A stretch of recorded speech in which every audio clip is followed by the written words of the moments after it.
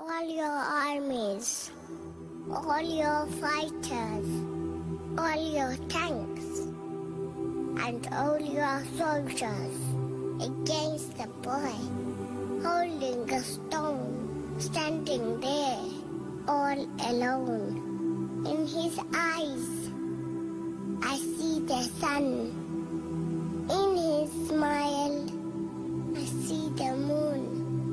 And I wonder, I only wonder, who is weak and who is strong, who is right and who is wrong. And I wish, I only wish that the truth has a tongue.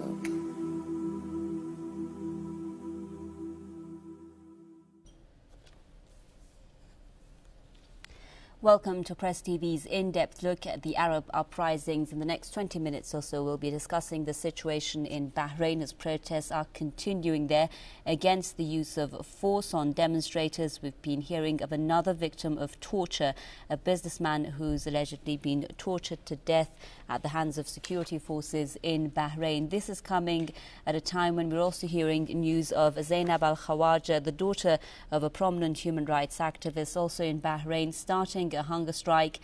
She's already started it for 3 days, we're hearing, and that hunger strike is continuing, and that in protest at the way she's been explaining that her family, her uncle, father and brother-in-law have been detained, captured, taken away from their home in front of her eyes, beaten, and she doesn't know anything about their whereabouts. And of course, they are not the only ones. We're hearing of hundreds of people, activists and teachers and clerics and others who've been arrested without any news on how they're being treated, without any information on what they're being charged of, and without any information of when they're going to be released. You can see these pictures now coming from the capital, Manama.